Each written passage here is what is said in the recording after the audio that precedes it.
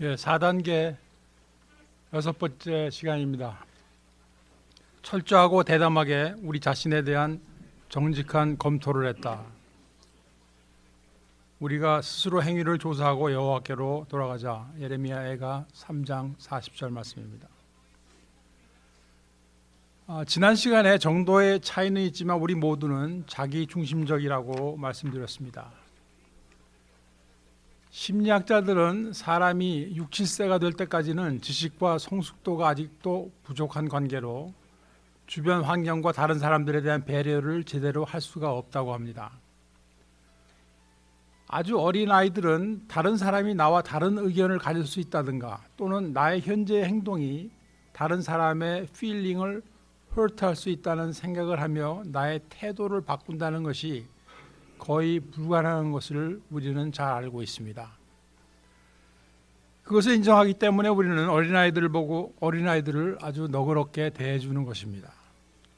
우리가 서너 살짜리 아이들을 보고 너 언제 인간 될래? 라고 묻는 사람은 없는 것입니다. 그런데 이 아이들이 나이가 들어가면서 자기 중심적인 사고방식과 행동들이 사라져가야 할 텐데 실제로 그렇습니까? 3, 40대가 되어도 티네이저와 같이 행동하는 사람들을 우리는 주변에서 자주 보고 있습니다. 처음에 말씀드린 대로 정도의 차이는 있지만 중독자 모두는 자기중심적이며 만약에 변화되고 성숙되는 과정을 거치지 않는다면 그 상태는 악화될지언정 저절로 좋아지기는 힘든 것입니다. 그리고 자기중심주의는 단순히 나이의 문제거나 지식이나 경험이 부족한 것이 아닙니다.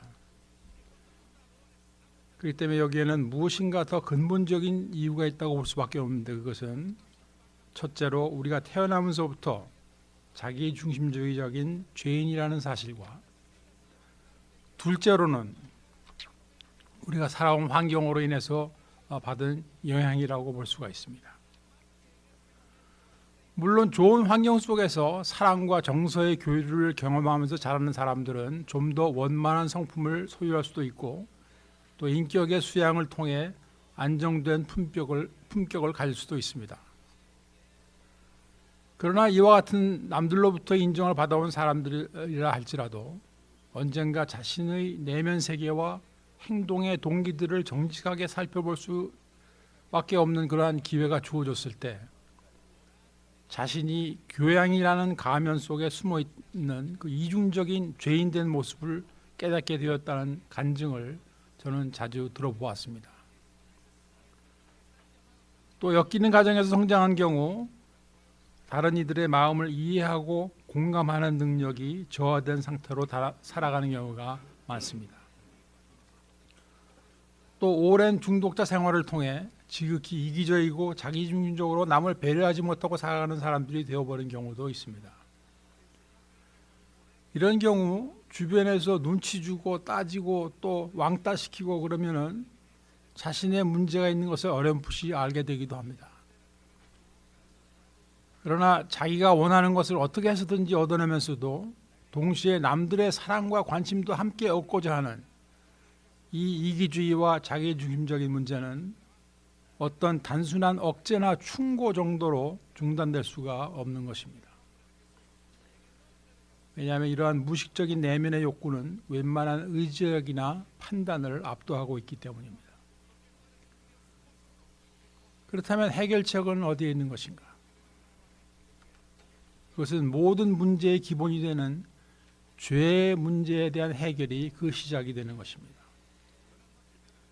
왜냐하면 죄는 두려움을 낳고 두려움은 이기주의와 자기중심주의를 낳고 그리고 교만은 두려움, 이기주의, 자기중심주의와 함께 모든 죄악의 씨앗이 되기 때문입니다. 스크린을 보시게 되면 이 모두가 서로 연결되어 있는 것을 볼 수가 있습니다. 그리고 이 사이클은 공과도 같이 끊임없이 굴러가게 되어 있는 것입니다.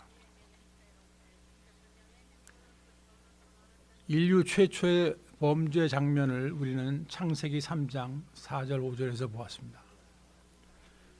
뱀이 여자에게 이르되 너희가 결코 죽지 아니하리라. 너희가 그것을 먹는 날에는 너희 눈이 밝아 하나님과 같이 되어 선악을 알 줄을 하나님이 아심이니라. 여러분, 사탄 자신이 교만의 결과로 생겨난 존재입니다. 그리고 그 사탄이 인간을 타락시키는데도 교만을 사용하였습니다.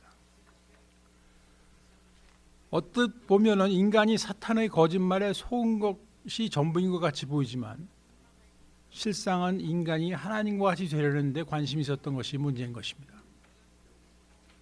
뱀이 여자에게 이르되 너희가 결코 죽지 아니하리라. 하나님은 분명히 정령 죽으리라 말씀하셨는데 죽지 아니하리라 라고 말하고 있습니다. 너희가 그것을 먹는 날에는 너희 눈이 밝아 하나님과 같이 되어 선악을 알 줄을 하나님이 아심이니라. 여러분, 이 사탄이 이 과일을 먹으면 너희들이 영원토록 배고프지 않다고 유혹한 것이 아닙니다. 하나님같이 된다는데 솔깃해진 이 교만한 마음이 인류 최대의 비극을 만든 것입니다. 그로 인해 살아있는 동안에는 고통과 수고, 질병과 죽음, 그리고 죽음 다음에는 각자의 죄의 대가를 스스로 지불해야 하는 지옥이 모든 인간에게 기본 패키지로 주어지게 되었습니다. 그 결과 인간은 두려워하며 걱정 근심하며 이기주의와 자기중심적으로 교만하게 살며 또 위선으로 자기 자신을 감추려 하거나 반대로 드러내려 애쓰면서 이 소망 없는 무의미한 삶을 살게 된 것입니다. 우리가 잘 아는 그 평온함을 청하는 기도, Serenity Prayer를 만든 라인홀드 니버는 교만을 네 가지로 나누어 설명했습니다. 첫째가 권력에서 오는 교만입니다. 파워에서 오는 교만. 자기 위치가 낮을 때는 기죽어 있다가 조금만 높아지면 다른 사람을 무시하는 교만입니다. 물질도 마찬가지예요. 조금만 가지게 되면 금방 눈빛이 달라집니다. 두 번째는 지적인 교만이에요. 모를 때는 모르니까 가만히 있다가 조금만 알게 된 것 같으면 자기만 똑똑한 것 같이 생각하는 것입니다. 그런데 아무것도 모르면서도 가만히 안 있는 중독자가 사실은 많이 있어요. 망하고 또 망해도 이것을 깨닫지 못하는 거예요. 세 번째가 도덕적 교만입니다. 자기가 부도덕한 생활을 하고 있을 때는 별 수 없이 조용히 지내다가 조금만이라도 상황이 바뀌면 남들을 손가락질하는 교만입니다. 네 번째가 영적인 교만이에요. 자신의 신앙적 행위나 성경 지식, 봉사활동 같은 것이 남들보다 조금이라도 괜찮은 점이 있을 것 같으면 은근히 자랑을 하는 것입니다. 우리가 자주 보는 것은 섬기라고 받은 직분인데 섬기는 대신에 남을 지배하려고 합니다. 그리고 부족하다 싶은 사람은 무시하고 신통치 않게 생각하는 것입니다. 교만은 크리스찬의 심령 속에서도 쉽게 발견되어지는 것입니다. 우리가 날마다 하나님의 은혜가 절실하게 필요하다는 사실을 잊어버리게 되면 그 순간부터 교만이 싹트게 되는 것입니다. 과거의 영적 체험이 지금도 또 앞으로도 계속 효과를 발휘할 것이라고 착각하게 만드는 것입니다. 그 결과로 교만은 우리가 영적 성숙을 위해서 더 이상 애써서 앞으로 달려나가지 못하도록 만드는 것입니다. 하나님의 도우심이 없이 자기 스스로의 힘만으로도 충분하다고 믿게 만드는 것입니다. 그리고 종국에는 영적인 파산 상태가 되어도 심지어는 다 죽게 되어도 하나님께 두 손 들고 나갈 수가 없게 되는 것입니다. 이것은 바로 제가 직접 경험한 내용이었어요. 문제가 자그마한 것으로 시작되었는데 그것을 우리가 그때그때 딜하지 못하게 될 때 중독자는 생명을 내어놓게 되는 순간에 이를 때까지도 착각해서 나오지 못하는 일이 벌어지게 되는 것입니다. 자기가 가장 겸손한 척하고 있지만 사실은 얼마나 교만한지를 깨닫지를 못하는 영적 장님이 되고 마는 것입니다. 교만은 얼마나 많은 다른 종류의 얼굴들을 가지고 있는지 모릅니다. 우리가 성령님의 눈으로 우리 자신을 바라볼 수 있는 그러한 훈련이 없이는 자신이 위선자임을 깨닫지 못하는 것입니다. 마태복음 23장 27절 28절 보시겠습니다. 화 있을진저 외식하는 서기관들과 바리새인들이여, 회칠한 무덤 같으니 겉으로는 아름답게 보이나 그 안에는 죽은 사람의 뼈와 모든 더러운 것이 가득하도다. 이와 같이 너희도 겉으로는 사람에게 옳게 보이되 안으로는 외식과 불법이 가득하도다. 위선이 무엇입니까? 첫째, 실제로 있는 것보다 더 가진 것 같이 보여주려는 것입니다. 그리고 두 번째는 자신의 약점과 더럽고 추한 것이 남에게 보이지 않도록 커버업하는 것이 위선입니다. 하나님께서는 죄를 미워하십니다. 그 가운데서도 겉과 속이 다른 위선을 더 미워하시는 것을 이 말씀을 통해 알 수가 있습니다. 왜 그러실까 생각해 보면 이렇습니다. 이 죄를 짓지 않기 위해서 정신 차리고 있다가도 시험에 들어 다시 죄를 짓고 마는 사람들을 우리 주님께서는 불쌍히 여기시리라 생각합니다. 이와 같은 죄인이 회개할 때 용서해 주심을 믿어 의심치 않습니다. 그러나 이중인격자가 되어서 지속적으로 죄를 숨기는 생활을 하고 있다면 화 있을진저 저주의 대상이 되고 마는 것입니다. 그 이유는 앞으로도 계속 죄 지을 계획이 이미 세워져 있기 때문입니다. 우리는 모두 하나님의 축복을 받으면서 살아가기를 원합니다. 그렇다면 우리가 축복받을 짓을 하면서 살아가야 하는 것입니다. 그러면 우리는 이 죄의 문제에 대해서 어떻게 대처해야 되나요? 정직하면 됩니다. 정직한 사람은 죄를 품고 있을 수가 없습니다. 하나님께 그리고 다른 누구에게인가 고백을 하게 되어 있습니다.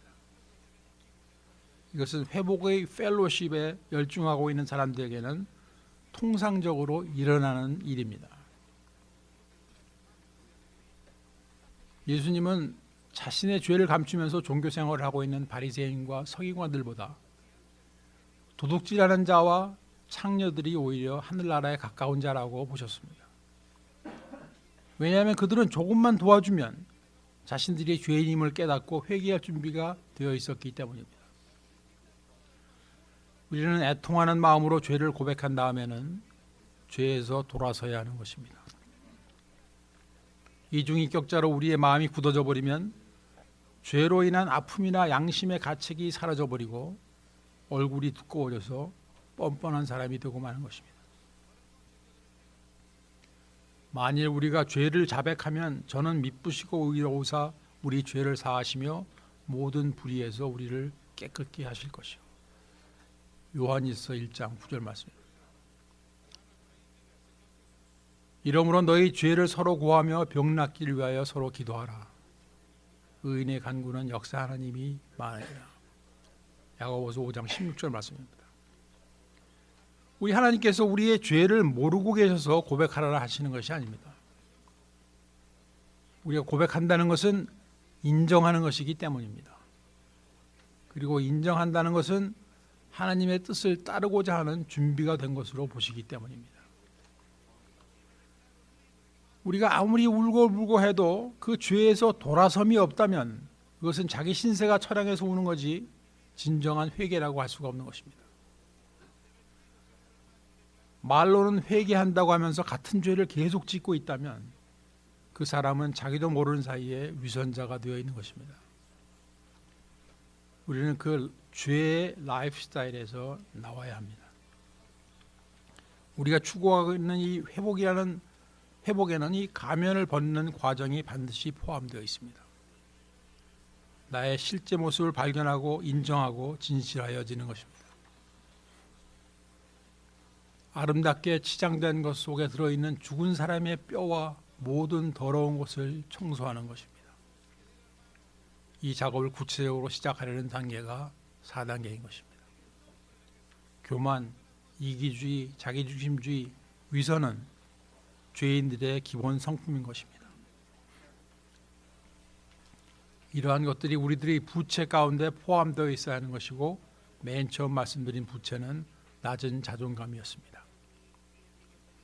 그 이유 중에 하나는 우리의 인벤토리의 내용 가운데 성장 과정과 그때 얻어진 상처들과 그것의 결과를 살펴보아야 하기 때문이었습니다. 꼭 짚고 넘어야 할 일들을 없던 일로 치고 살아가거나 또는 너무 고통스럽기 때문에 인벤토리에 포함시키지 않게 될 때 이 영적인 수술이 환부를 다 도려내지 못하고 끝나고 마는 결과가 나오는 것입니다. 우리가 만약 암 수술을 받게 되었는데 외과 의사 선생님 보고 뭐 바쁘실 텐데 그냥 대충 하세요. 뭐 남겨놓으신 거 있으면 나중에 또 하죠 뭐. 이러실 분 아무도 안 계실 것입니다. 그래서 4단계는 아주 어린 시절부터 다루는 것입니다. 이제 성장 과정과 상처를 좀 알아보겠는데요. 사람은 태어나서 12살 정도까지가 감수성이 가장 예민한 시기라고 합니다. 그래서 이 시기에는 주변에서 일어나고 있는 좋은 것, 나쁜 것, 모든 것을 스펀지가 물을 빨아듯이 흡수하면서 살아가고 있는 것입니다. 제일 가깝게는 물론 형제, 부모 영향이 제일 크고, 이 두 번째는 학교 친구, 요즘은 미디어, 인터넷 등이 매우 큰 영향을 주고 있습니다. 이 긍정적인 영향도 이 시기에 대부분이 전달되지만 데미지 또한 70% 이상이 이 시기에 일어나게 되고, 그로 인해서 내면 세계에 영구적인 흔적을 남기게 되는 것입니다. 어린 자녀를 키우고 계신 분들, 또 앞으로 자녀를 가질 계획을 가진 분들은 꼭 기억하셔야 할 내용인 것입니다. 그리고 어른이 이미 된 우리 자신도 반드시 이때를 돌아보고 딜을 해야 하는 것입니다. 왜냐하면 이 세상에서 어느 것보다 귀한 나의 인생이기 때문에 그렇습니다. 두 번째로 12살에서 18살까지의 사이를 보통 사춘기라고 부릅니다. 앞으로의 행동 습관이 결정되는 시기라고 말합니다. 지난 12년 동안 보고 느끼고 배운 것들을 행동으로 보여주기 시작하는 시기입니다. 어떤 아이들은 철든 아이같이 행동하기도 하고 어떤 아이들은 문제를 일으키기도 하는데요. 이것은 내면의 갈등, 감정의 갈등을 행동으로 보여주는 것이라고 보면 되겠습니다. 땡깡 부리고 강짜 부리는 것은 간단히 이야기해서 커뮤니케이션하는 기술이 부족하는 것이라고 생각하시면 됩니다. 반항적이고 폭력적이고 술, 담배, 마약, 남녀 문제를 일으키는 것, 이런 모든 것들이 사실은 나 좀 도와달라는 외침소리나 마찬가지인데, 부모님들은 자녀들과 떨어져서 살고 있거나 너무 바쁘거나 또는 어떻게 딜을 해야 할지를 모르고 계신 분들도 많이 있는 것 같습니다. 아이들은 아이들대로 힘든 시기이며 대부분은 이 시기에 피차 상처를 더 주고받는 것 같아요. 세 번째로 18살에서 25세 사이입니다. 이 시기는 정신적, 육체적으로 성인이 되어야 정상인 것입니다. 그러나 그와 반대로 혼돈되고 길을 잃은 사람같이 되어 있을 수도 있습니다. 이들은 아직도 부모의 정상적인 사랑을 절실히 필요로 하는 시기입니다. 또 12살에서 18살 사이에 픽업한 그 술, 담배, 마약, 인터넷, 도박 등이 중독으로 자리 잡는 시기이기도 한 것입니다. 그러므로 우리는 4단계를 통해서 반드시 우리의 어린 시절을 더듬어 보아야 하는 것입니다. 4단계는 우리의 잘못된 삶의 결과만을 알아보는 것보다 그 원인도 함께 알아봄으로써 앞으로 있을 치유와 변화의 방향을 설정할 수 있는 것이 목적이기 때문에 그렇습니다.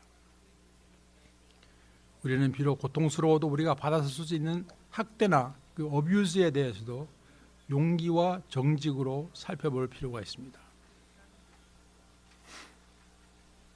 어뷰즈를 좀 알아보겠습니다.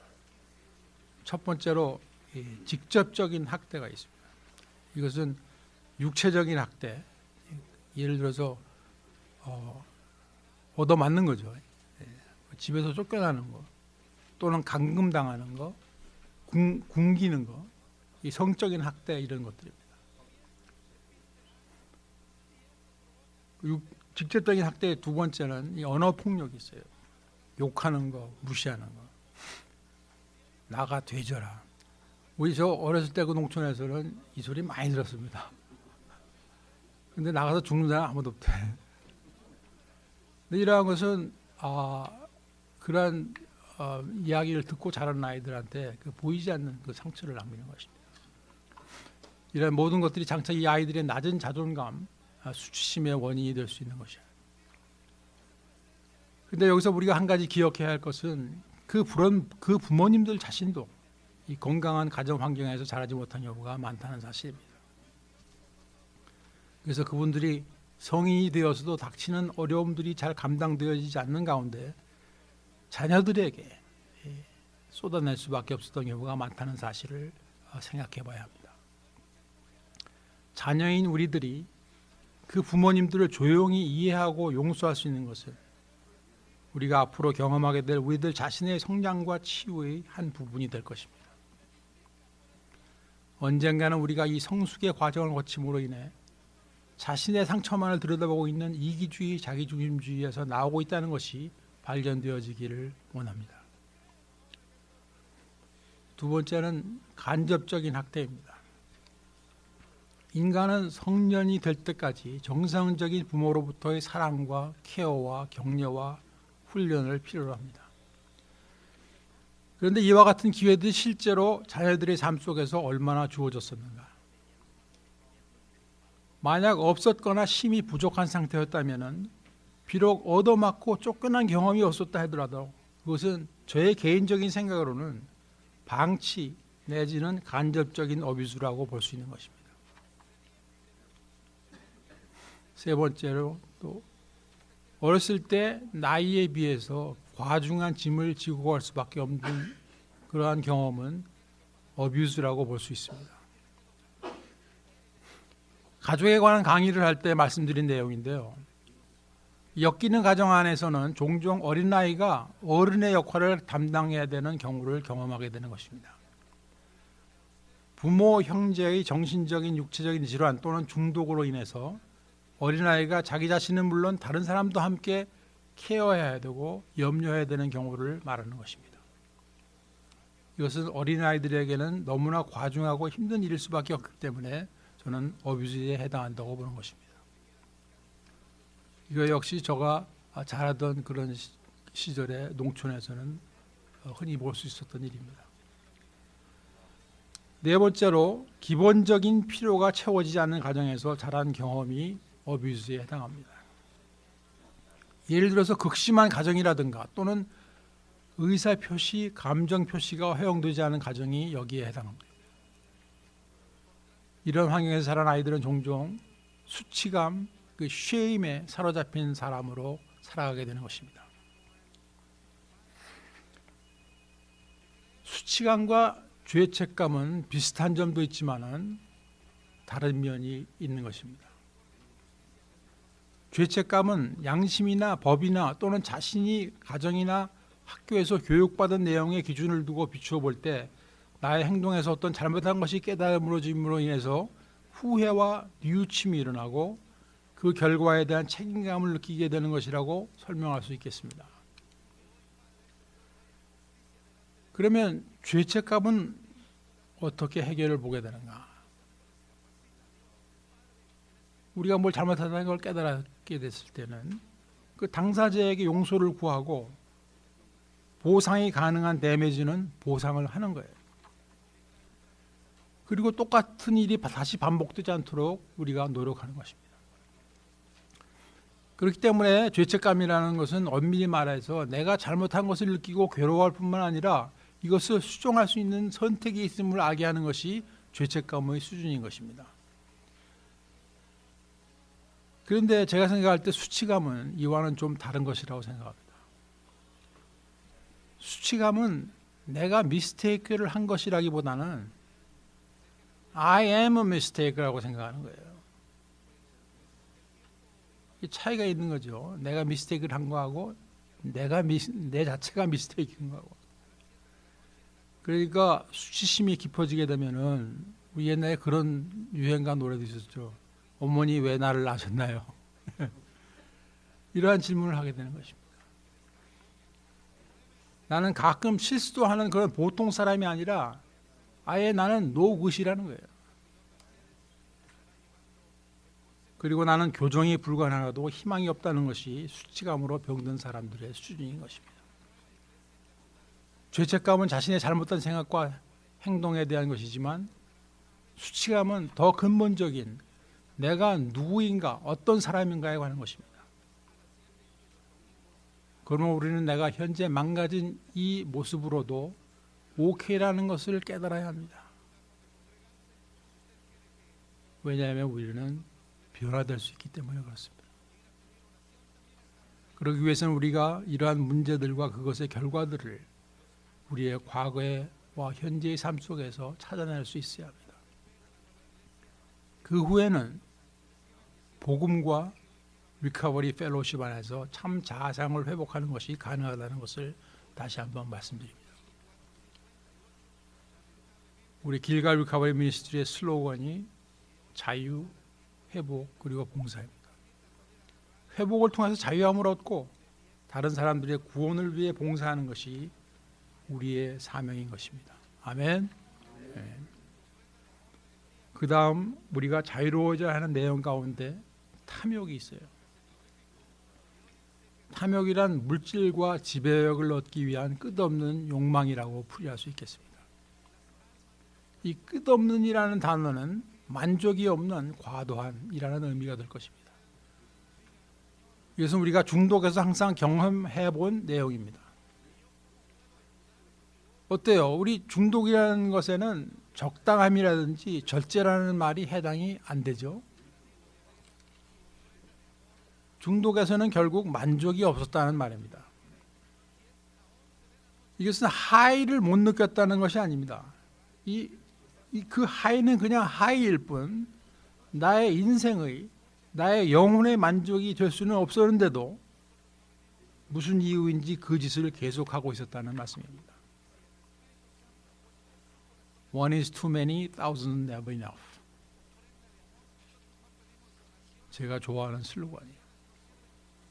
우리가 중독에서 나와서 뒤를 돌아보게 되면 확실하게 공감이 가는 말씀입니다. 그런데 우리가 중독의 행위 그 자체는 멈췄는데 많은 경우에 물질과 지배력에 매달려 있는 것을 보게 됩니다. 여기에도 중독과 마찬가지로 디나이얼이 있습니다.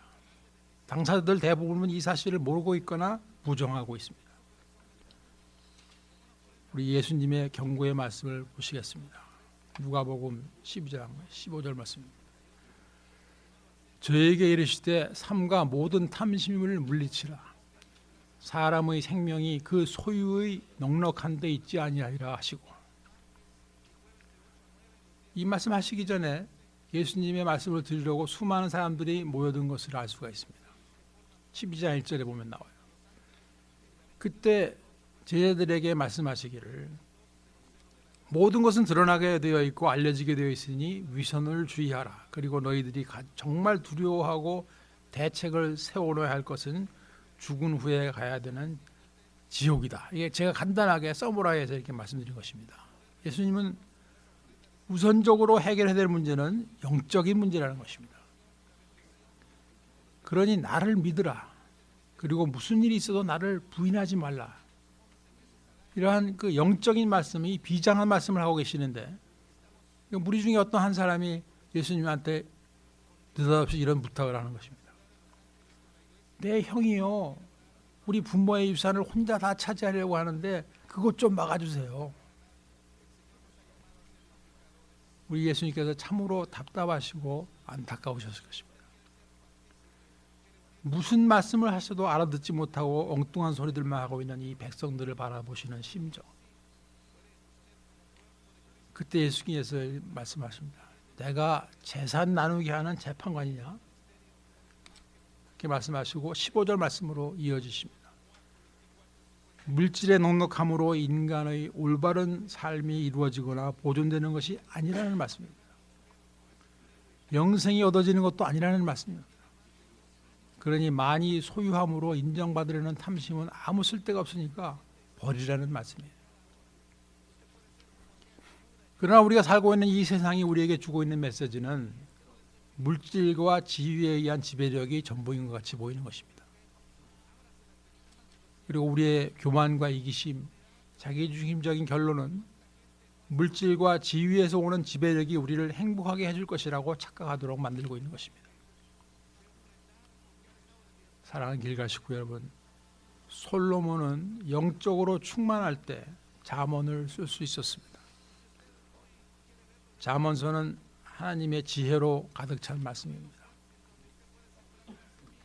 그런데 그는 나중에 타락의 길을 걷게 됩니다.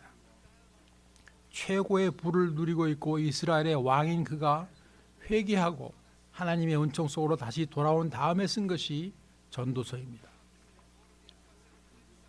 물질과 권력도 실컷 누려보았고 그리고 죄도 실컷 지어본 후에 생애 끝 부분에서 얻어진 결론을 전도서에 쓴 것입니다.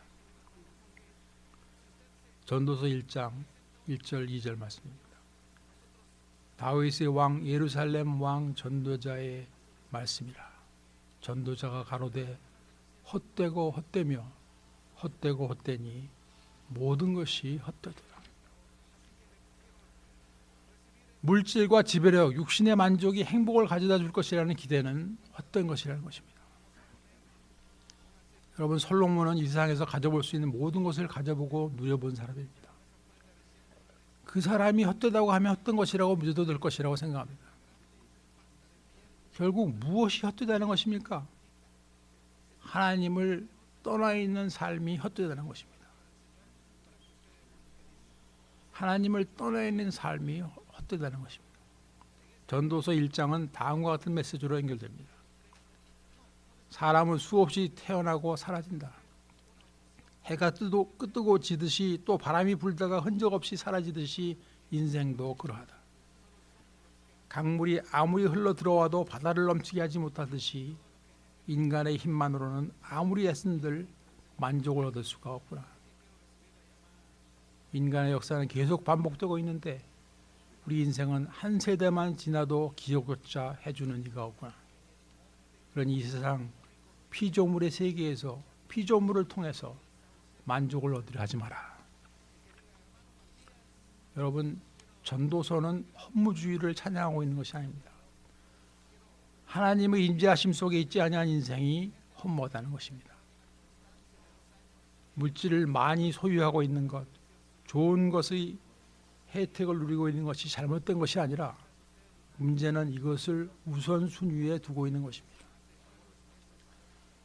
회복의 초기 때에는 겸손히 하나님을 섬기던 사람들이 언젠가부터 세상과 물질에 매달립니다. 이것은 너무나 자주 보고 있는 일인 것입니다. 물질의 종노릇을 하면서 동시에 하나님을 섬길 수 없는 것을 우리는 알고 있으나 항상 깨어있지 못하면 자신도 모르는 사이에 삶의 우선순위가 바뀌어지고 마는 것입니다. 회복하고 있는 우리들의 삶의 원칙은 우리가 하나님을 의지하고 예수님을 닮아가는 삶을 우선순위에 놓고 있을 때 그분께서 우리의 필요를 채워주신다는 것입니다. 그 과정 속에서 자족함의 비결을 배워나가며 모든 어려움들을 영적인 원칙대로 처리해 나갈 수 있게 되며 그때 나를 향하신 하나님의 뜻이 더욱 확실하게 보이게 됩니다. 그리고 그 뜻을 이행할 수 있는 능력을 하나님께서 주십니다. 이것은 우리가 장차 말씀드리게 될 11단계의 내용입니다. 지금 하나님께서는 우리가 자기 중심적인 삶에 더 이상 머물러 있지 말고 하나님 중심의 삶으로 바뀌어야 한다고 말씀하고 계시는데 이것은 무엇을 의미하는 것일까요? 이기적인 삶이 이타적인 삶으로 변하는 것입니다. 이것이 바로 12번째 단계의 내용인 것입니다. 이타적인 삶이란 원래 우리들의 본성과는 거리가 먼 삶입니다. 이타적인 삶이란 우리가 이웃을 사랑함으로만이 가능하게 되는 것입니다. 그것은 일반적인 교육과 훈련으로 변화되는 행위의 수준이 아닙니다. 그 동기가 사랑으로 인한 행위를 말하는 것입니다. 이러한 변화, 하나님이 원하시는 삶의 변화는 하나님의 영이 우리에게 임하시는 것으로 시작이 됩니다. 그 후 우리의 내면이 변화되면서 우리를 사랑하시고 구원하여 주신 그 하나님을 경배하며 사랑하게 되는 것입니다. 그런데 여러분, 하나님을 사랑한다 하면서 형제를 사랑하지 않는 것은 불가능하다는 말씀이 요한일서 4장 20절에 나와 있습니다. 하나님을 사랑하면서 형제를 사랑하지 않는 것이 불가능하다는 거예요. 하나님의 말씀에 의하면. 요한일서 4장 20절 말씀 의역해서 말씀드리고, 네가 정말 사랑하니? 네가 정말 나를 사랑하니? 그러면 내 형제를, 내 이웃을 사랑해다오. 이것이 하나님의 심정인 것입니다. 그러면 하나님 중심의 삶의 내용이라는 것은 무엇인가? 첫째로, 인생의 초점이 나에게 맞추어져 있는 것이 아니라 하나님의 뜻과 하시는 일에 맞춰져 있는 것을 말하는 것입니다. 우리가 무엇을 하든지 하나님이 하시는 일에 참여하기 위해서 사는 것을 말합니다. 내가 하는 일을 위해서 하나님을 끌어들이는 것이 아니에요. 하나님께서 나를 통해 이루고자 하시는 일을 발견하고 그 일에 쓰임받기 위해서 나를 내어놓는 것입니다. 우리 모두에게는 나를 통해 이루고자 하시는 하나님의 계획이 있으시고 그분의 인도하심 가운데 그것을 발견하고 이루어 나가는 것은 우리의 몫인 것입니다. 두 번째로, 자신의 업적과 능력을 자랑하고 높이는 것이 아니라 하나님을 높여드리는 것입니다. 내가 누리고 있는 것 모든 것이 하나님의 은혜임을 인정하는 것입니다. 그러니까 세 번째로, 자신을 믿고 의존하는 것이 아니라 하나님을 신뢰하고 의지하게 되는 것입니다. 네 번째로, 사람의 입장에서 세상을 보는 것이 아니라 하나님의 심정으로 이 세상을 보는 것입니다. 하나님의 심정은 성경 말씀을 통해 우리가 알 수 있습니다. 그러므로 우리가 큐티를 할 때, 기도를 할 때, 또 하나님의 일을 하고 있을 때 하나님의 심정을 잘 느낄 수가 있는 것입니다. 다섯 번째로, 이기적인 삶이 아니라 이타적인 삶을 사는 것입니다. 이타적인 삶이라고 하니까 이것은 이네블러의 삶이나 예스맨의 삶이나 낮은 자존감 때문에 내 권리를 주장하지 못하고 사는 그러한 삶이 물론 아니고, 이타주의라는 것은 예수님의 삶을 살펴보면 잘 알 수가 있습니다. 첫 번째로, 성육신입니다. 여러분, 성육신의 사건은 우리 주님께서 하나님의 뜻을 이루고 또 인간을 구원하시기 위한 위대한 희생인 것입니다. 만왕의 왕이 종이 되기를 스스로 선택하신 이유는 하나님의 뜻을 이루기 위한 순종인 것입니다. 두 번째로, 예수님의 사역과 삶의 내용을 살펴보면 압니다. 우리 예수님께서는 사역의 대상자들과 함께 사셨어요. 그들을 위해 치료하시고 그들을 위해 가르치셨습니다. 예수님께서 자신의 편안함을 위해서 조금이라도 일하셨다면 아마 큰 부자가 되셨을 것입니다. 여러분, 예수님께서 제일 먼저 베푸신 기적이 무엇인지 아십니까? 가나안 혼인잔치에서 포도주를 만드신 기적입니다. 그 동네를 그 이스라엘 트레세아스를 시작할 때 찾아가 봤습니다. 만약에 예수님께서 돈을 버시는 일에 잠깐만이라도 투자하셨더라면 어떻게 되셨을까? 최고급 포도주 회사 사장님, 오병이어 이어 빵공장 사장님, 못 고치는 병이 없으신 병원 원장님, 거기에다가 또 죽은 사람 살려주는 수수료만 받아도 엄청난 부자가 되었을 것입니다. 근데 마태복음 8장 20절 말씀을 보게 되면 예수께서 이르시되 여우도 굴이 있고 공중에 새도 거처가 있으되 오직 인자는 머리 둘 곳이 없다 하시더라. 여러분, 예수님께서 신세한탄하신 말씀이 아닌 것입니다. 한 서기관이 어떤 상황에서 이 말씀하실 거예요. 한 서기관이 선생님이여 어디로 가시든지 저는 쫓으리이다. 이 말에 대한 예수님의 반응이 이 말씀이었던 거예요. 여우도 굴이 있고 공중의 새도 거처가 있을 때 오직 인자는 머리 둘 곳이 없다 하시더라. 내 형편이 이런데 이래도 내가 나를 따라올 수 있겠느냐 하시는 말씀인 것입니다.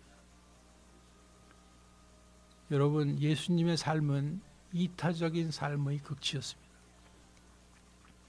그리고 그 삶의 클라이맥스는 세 번째로 십자가의 죽음인 것입니다. 예수님께서 능력이 부족하셔서 잡히시고 죽은 것이 아니죠. 성경 말씀에 예언된 대로 하나님 아버지의 뜻에 따라서 우리 죄인들을 위해서 죽음을 선택하신 엄청난 사랑인 것입니다. 따라서 우리의 삶과 봉사와 사역의 진정한 동기가 내가 인정받고 높아지는 이기적인 것이라면 우리는 예수님과는 멀리 떨어져 있게 되는 것이고, 만약 그 동기가 하나님의 뜻을 이루는 것, 형제를 사랑하는 것이라면 우리는 예수님의 삶을 닮아가고 있는 것입니다.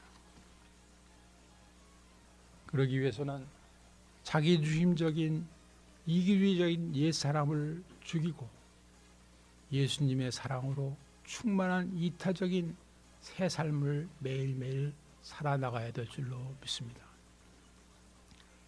신앙생활과 더불어 4단계 이후의 실천이 이 삶을 이루어 나가는데 많은 도움이 되실 것을 저는 확신합니다. 기도하시겠습니다. 하나님 아버지, 오늘 우리가 앞으로 살아나가야 될 방향을 제시해 주심을 감사드립니다. 자신만을 들여다보면서 살아온 저희들에게 예수님의 삶을 닮아갈 수 있는 축복의 길을 허락하여 주시니 감사드립니다. 우리들로 하여금 예수님의 성육신과 베풀어 주신 사역과 또 죄인들을 위해서 십자가에서의 죽으심을 묵상하면서 우리가 하나님 중심의 삶, 섬김과 봉사의 삶을 사는 것이 우리의 인생의 목표가 되게 하여 주시니 감사합니다. 사탄의 종노릇하게 만드는 모든 문제들이 드러나게 하여 주시고 성령님의 역사하심을 통해 이 모두를 제거해 나가는 회복의 길에 주님께서 함께하여 주시옵소서. 예수님의 이름으로 감사하며 기도드립니다. 아멘. 감사합니다.